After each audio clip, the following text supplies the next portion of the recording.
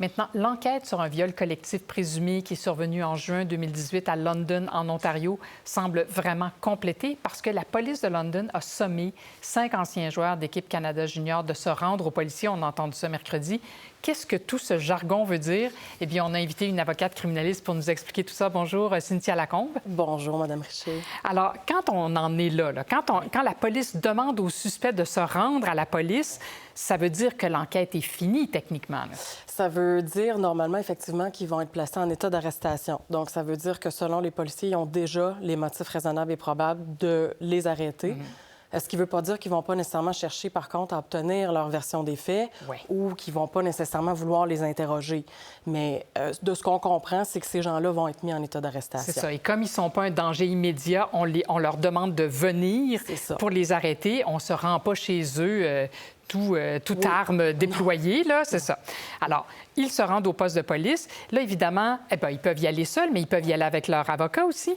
Ils peuvent y aller avec leur avocat. L'utilité de l'avocat va être limitée, par contre, évidemment, parce qu'à part se présenter avec la personne accusée, bien, on va rester dans la salle d'attente là, pour ainsi dire. Oui, c'est ça.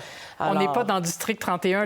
L'avocat ne peut pas s'asseoir à côté de son client et lui dire « ne parle pas, ne parle pas ». Comment ça marche? Non, exactement. L'entrevue ne se fait pas en présence de l'avocat parce que l'avocat ne veut pas être dans cette situation-là où lui-même pourrait être appelé à témoigner à la cour. Oui, il deviendrait un témoin, forcément. Exactement. Alors, à ce moment-là, non, la personne est rencontrée seule et l'avocat va attendre, mais il peut effectivement se rendre au poste de police avec son client. Et il peut exercer son droit au silence, le client en question. Bien sûr.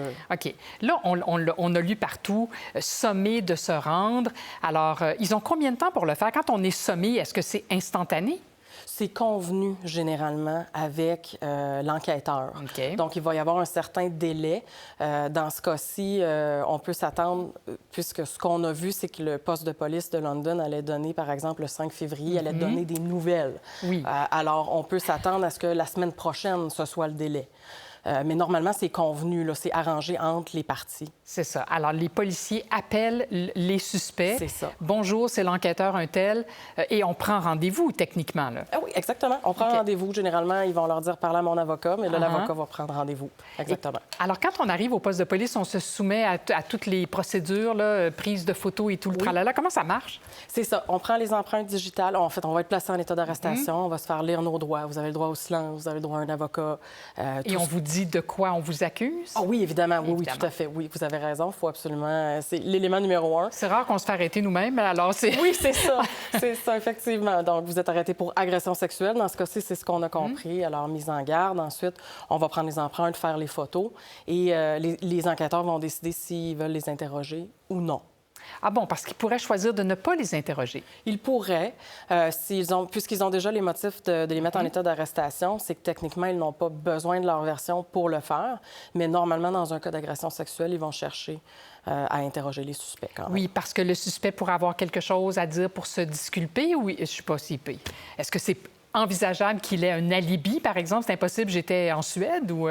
Ah, bien, si la personne...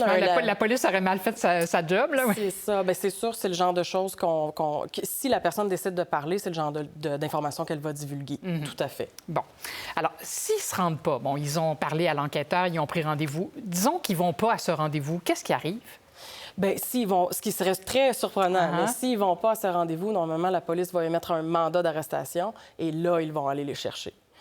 Mais ça serait extrêmement surprenant. Bon, ça ne doit pas arriver souvent. Non. Peut-être juste dans les séries. C'est ça. Bon, évidemment, tout ça se passe en Ontario, à London, en Ontario, mais évidemment, comme on a le même code criminel partout, je ne sais pas si on a les mêmes procédures de province en province, mais j'imagine que ça fonctionne pareil. Après tout ça, là, la police a complété son dossier.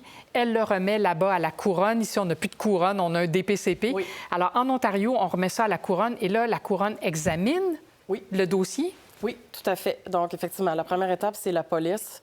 Ils vont décider d'une accusation à porter. Ensuite de ça, le dossier est envoyé pour qu'un procureur de la Couronne étudie le dossier et lui décide s'il va autoriser cette plainte-là. Donc, si la plainte va effectivement cheminer devant les tribunaux ou non. Donc ça, c'est la prérogative de la Couronne. Donc ça se fait en 2 étapes, effectivement, mais il y a quand même une date qui va leur être donnée pour comparaître au tribunal d'emblée. Quand ils vont quitter le poste de police, on leur remet une sommation et c'est écrit, vous comparaissez à telle adresse, tel jour, telle heure. Oui. Exactement. on remet ça à la couronne. Je peux présumer que dans un dossier aussi sensible que celui-là, peut-être qu'un procureur a déjà parlé aux enquêteurs ou l'inverse, l'enquêteur a déjà posé ses questions au procureur? C'est très probable, effectivement, Oui, hein? que ce soit déjà organisé de cette façon-là. Alors, oui, la couronne sait déjà quelles accusations elle pourrait autoriser parce qu'elle connaît pas mal le contenu de l'enquête. C'est sûr, on ne le sait pas parce que c'est encore assez nébuleux, mais on peut effectivement se douter que c'est comme ça que ça s'est passé. Bon, alors on en sait un peu plus. Cynthia Lagombe, merci infiniment d'être passée en studio. Merci à vous, ça m'a fait plaisir. Pour voir nos émissions en entier, rendez-vous sur la chaîne Ici RDI.